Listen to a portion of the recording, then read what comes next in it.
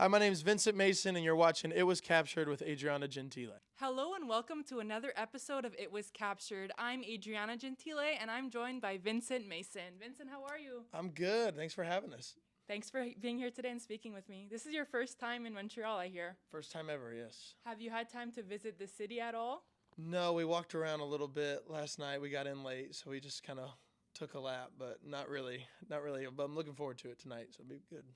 I just want to dive right into your career. So 2024 was a monumental year for you, and now we're in 2025, and big things are happening, including opening up for Megan Moroney tonight. Yes. Has it hit you yet? Yes, I think so. In a way, like I'm just very thankful for everything that's going on, and I feel like I'm always just trying to get better at what we're doing.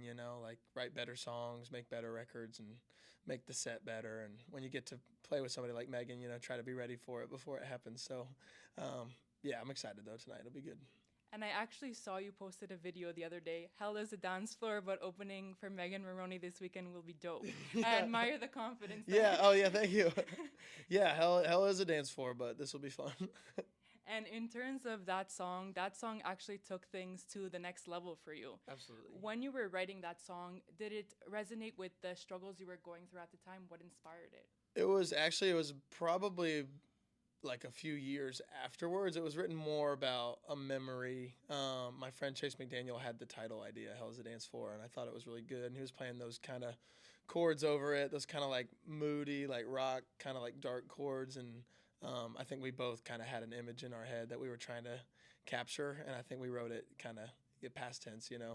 But it was cool. I loved how it turned out. I had no clue it was going to do what it did, but I'm really glad that it did. But I remember thinking that we did good that day writing that song. But I would have never guessed that it would have, like you said, kind of took things to the next level for us. When you get into the songwriting process, you have a unique sound. You mix Southern roots, but you also have that pop influence like John Mayer. When you set out to write a song, do you have a specific idea in mind, or it kind of evolves as a session progresses? I think it evolves as the session progresses for sure. I think every time I go for something specific, I'm like, we need to write this kind of song today, and it needs to feel like this. I think like everyone in the room kind of ends up doing something different, and I've always been that way. Like if anyone ever told me to write a song about something, I'm always kind of like, I don't want to do it. I always want to go to the thing that I'm like kind of not supposed to do or that we're not after. I feel like it's just more creative and um, I have to kind of trick myself. If I want something to feel a certain way, I feel like I got to say we want to write something that feels different, and then maybe we might get it. But I found the best songs just kind of, if you let them happen, those are the best ones. And John Mayer actually said one of your song was Songwriting 101. So what's the Yeah. secret? Oh, I don't know. I'm glad we caught that day and he thought that, but I don't know. I don't. I'm always still trying to figure it out. I think you just try to write the best that you can, the most authentic to you. I do think that you can tell when a songwriter, just by the words they choose and how they phrase it and the tone and everything, you can tell if it's dialed in and authentic. And my favorite kind of songs are just a songwriter, go into that space and really dialing it in. I don't really necessarily care what genre it is all the time. I think most of the time it's country music, but I love all different kinds of just like songwriters.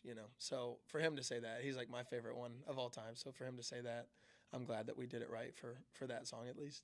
Yeah, I was about to ask you, how does it feel to get such a comment from someone you look up to so much? I think, like I said, it's always in the back of my mind. I'm always kind of like, I wonder if John Mayer would like this song, or I wonder if Chris Stapleton would like this song.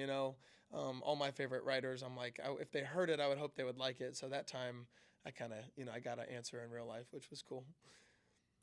And you've achieved so much, and you're only 24 years old. You've hit so many milestones. Was there ever, what was like the turning point in your career where like, wow, this is actually happening? And I imagine the Grand Ole Opry is pretty much up there. Yes, I think the Grand Ole Opry was very.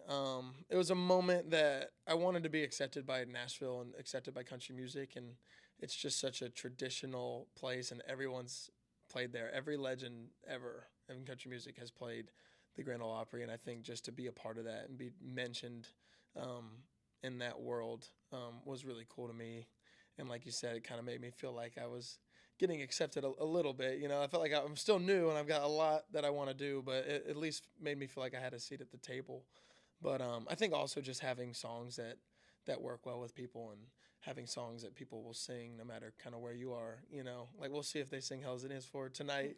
Hopefully they do. But I think it's just going to places where like you've never met anybody in that town, but they know your song. I think that kind of makes you feel like you're doing something right, you know? I could tell you tonight, Montreal is one of the best crowds, and it's not just because I live here, Yeah. but we're pretty loud, and you'll see that tonight. Okay, I great. promise you won't be disappointed. Okay, okay, good, good. I mean, if they didn't sing it, it'd be fine. I'm so glad to be here, but it'll be fun if they do.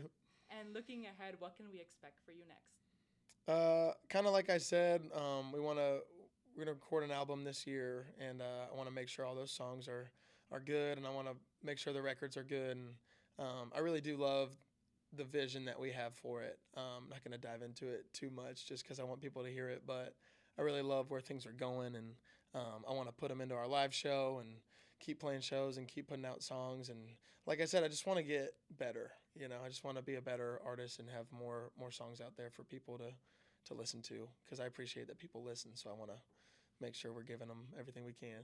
And I listen to your music, and I just want to say I appreciate it very much, and I can't wait to see where your journey is going to take you. Well, thank you. I appreciate that.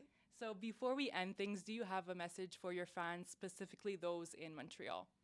Oh, well, I think just I'm glad that you guys are listening out here. I know that it's kind of a southern genre and a southern sound, but I'm glad that it's made it out here, and I appreciate y'all caring about it and showing up.